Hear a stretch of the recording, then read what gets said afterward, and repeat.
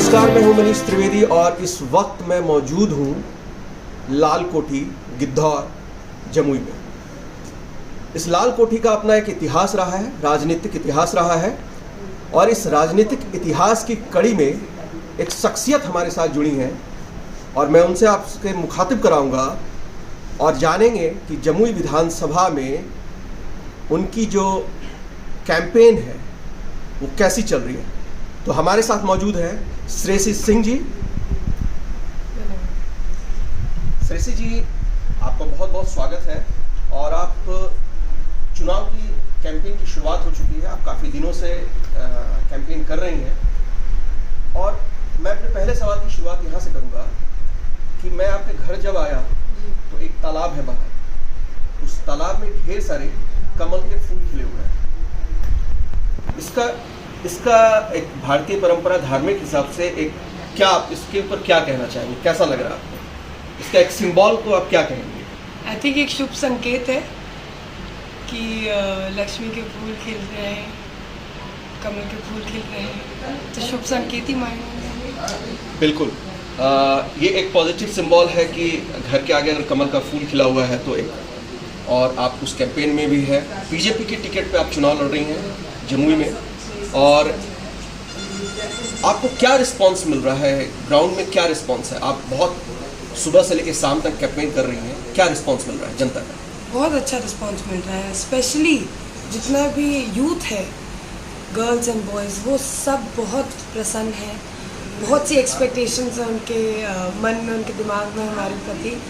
और विमेन को लगता है कि अब उनके जो आधी आबादी जिनको दर्जा दिया जाता है, उनके बीच से कोई अपना एक निकल के सामने आ रहा है, तो वो जो प्रसन्नता होती है, जब हमसे मिलते हैं, बातचीत करते हैं, तो उनके चेहरे पे दिखाई देती है, तो वो देख के बेहद खुशी होती है। अच्छा, मैं बहुत माइनॉरिटी जज कर रहा हूँ आपके कैंपेन को और ऑब्जर्व भी कर रहा हूँ और मैंने ये देखा है कि आपके कैंपेन में महिलाओं की जो भूमिका है बहुत समर्थन मिल रहा है। आप जहाँ भी कैंपेन के लिए जा रही हैं, महिलाएं निकल के आ रही हैं आपके स्वागत में।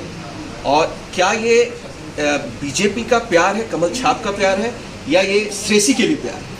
हमको लगता है इसमें दोनों की मतलब इक्वल भागीदारी है, क्योंकि जैसे उज्ज्वला योजना था तो उसमें सिलेंडर मिला, तो उससे महिलाओं की दिक्कतें, दुविधाएं दूर हुई। ठीक उसी तरह हम एक महिला कैंडिडेट हैं, एक बेटी बहन समझ के या भतीजी समझ के वो लोग हमें अपनाना चाहते हैं, तो दोनों का अच्छा कॉम्बिनेशन मिला है हमें। अच्छा, अभी कुछ दिन पहले चिराग पासवान ने एक ट्वीट किया था, वो ट्वीट अचानक आया था। वैसे वो शब्दों से कहते रहे हैं इनडायरेक्ट वे में, लेकिन खुलकर उन्होंने श्रेयसी सिंह का समर्थन किया है। अपने बीजेपी की उम्मीदवार है श्रेयसी सिंह, उनके आपके लिए समर्थन किया है। इसको आप किस तरह देखती हैं? नहीं, आई एम ऑनर्ड।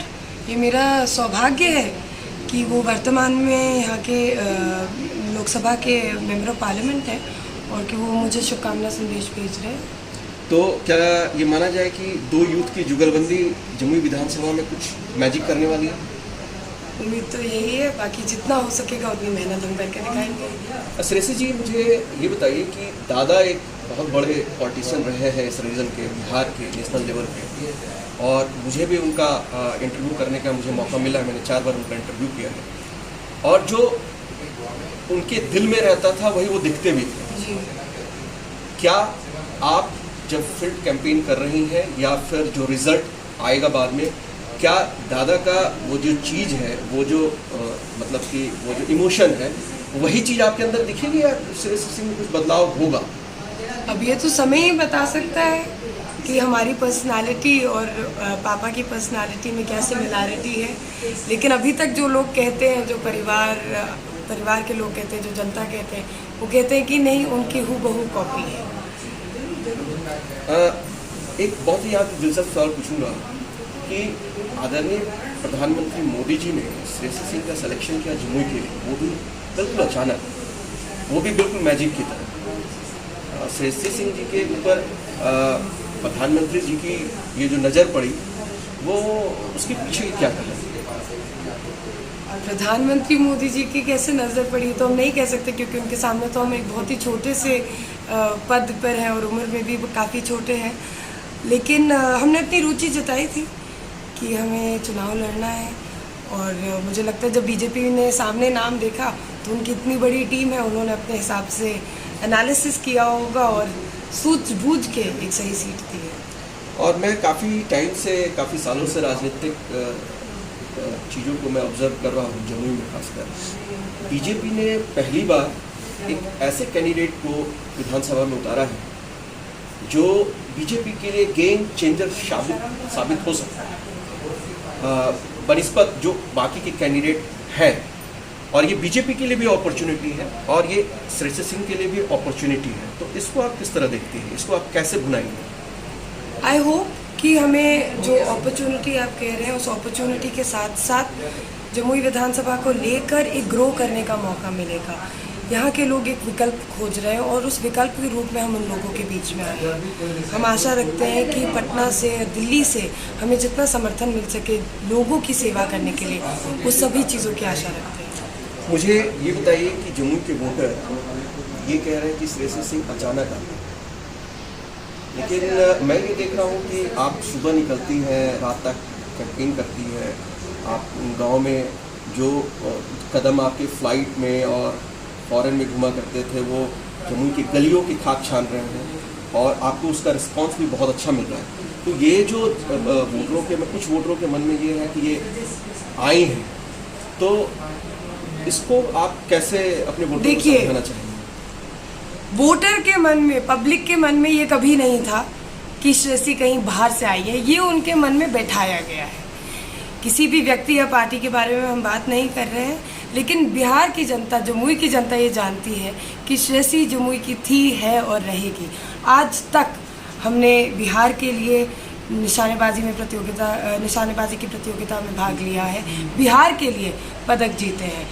तो कोई भी हमें बाहरी होने का टैग नहीं हमारे ऊपर लगा सकता है। हमारा घर जहाँ अभी हम बैठे हैं ये ब्लॉक गिद्धौर पड़ता है, जिला जमुई पड़ता है, तो हम तो हमेशा से जमुई की बेटी थे। बिहार की जनता ने हमें बिहार की बेटी बना दिया और ये मेरा सौभाग्य भी है। तो जो भी लोग ये गलत फहमी और गलत अफवाह उड़ाने की कोशिश कर रहे हैं उन लोगों को सतर्क हो जाना चाहिए, क्योंकि बिहार की जनता बहुत जागरूक है, उन्हें पता है कि सच्चा कौन है।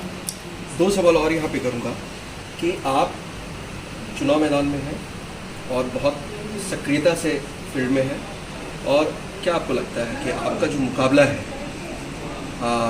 किस पार्टी के कैंडिडेट से है, या आप मुकाबला मान भी रही हैं या मुकाबला नहीं भी मान रही हैं? नहीं, देखिए, मुकाबला नहीं मानना तो मतलब ओवर कॉन्फिडेंस होगा। हम स्पोर्ट्समैन हैं तो स्पोर्ट्समैनशिप की स्पिरिट हम भी रखते हैं।